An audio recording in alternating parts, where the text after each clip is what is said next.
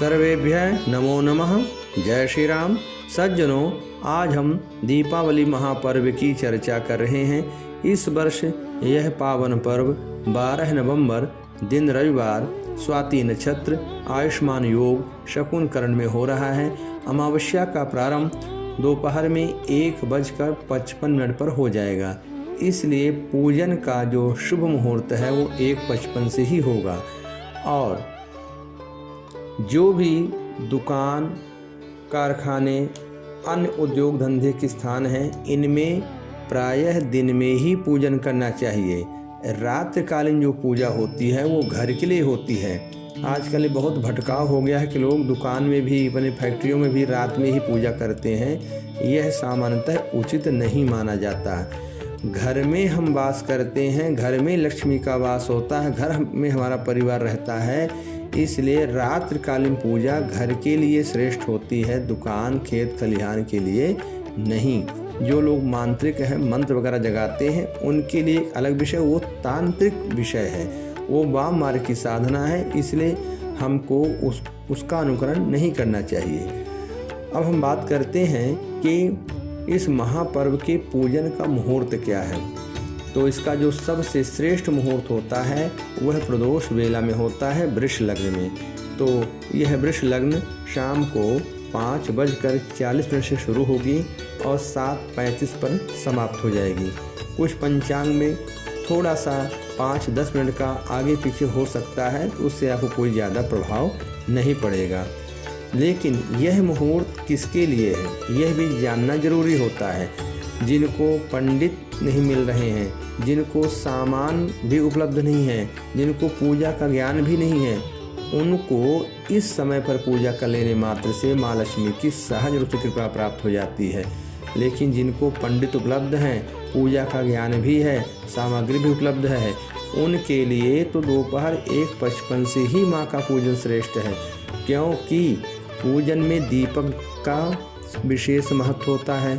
और आप कल्पना करिए कि अगर दोपहर में आप पूजन कर लिए तो आपके घर में माता का आगमन दोपहर से ही हो गया, दीपक प्रज्वलित हो गया, पूरा दिन जला, पूरी रात जली, तो इतने घंटों तक माँ का निवास आपके घर में रहा, ये आपके लिए सौभाग्य की बात है। और हम रात का इंतजार किए तो क्या हमको दिन में लक्ष्मी की आवश्यकता नहीं पड़ेगी?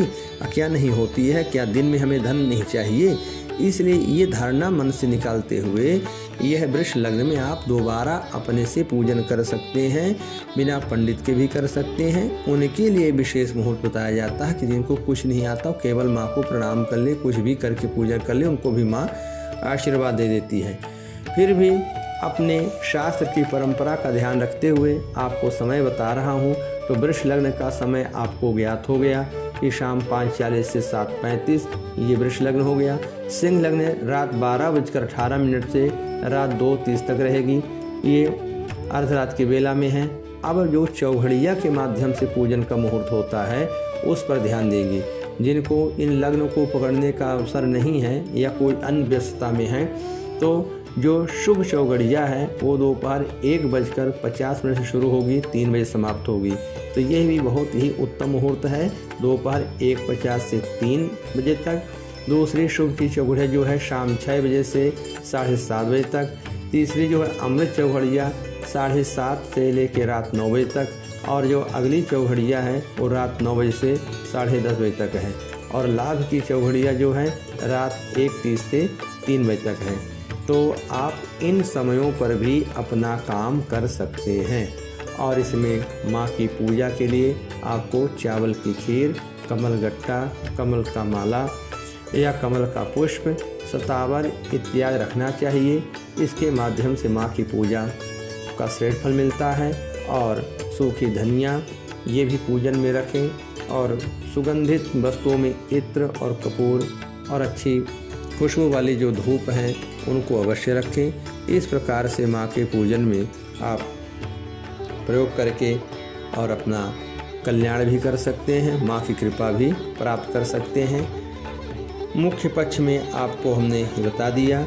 और जो संस्थान केवल दिन में चलते हैं, रात में बंद रहते हैं, जैसे स्कूल, तो ऐसे संस्थानों में दिन में ही पूजा करने से श्रेष्ठ फल मिलता है, रात्रि में नहीं।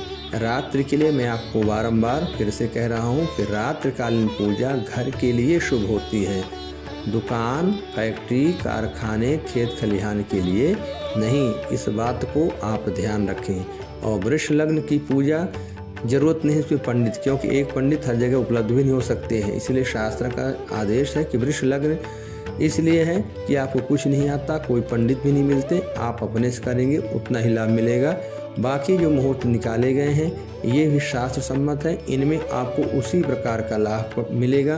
किसी प्रकार की भ्रांति में ना पड़ करके बहुत श्रद्धापूर्वक माँ का भजन करें, पूजन करें और जितना हो सके तो क्रोध से बचें, विवाद से बचें।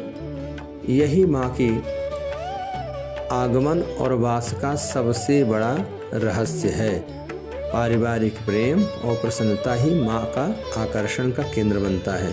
घर में जितनी प्रसन्नता होगी माँ का वास उतने स्थिर होगा और आपकी उन्नति होगी। अगले वीडियो में आपके लिए कुछ नई बातें लेकर के आएंगे। माँ लक्ष्मी सदा सदा के लिए आपके घर में वास करें, आप हर प्रकार की सुख समृद्धि से संपन्न रहें, इसी आशा के साथ जय श्री राम, शुभ दीपावली, धन्यवाद।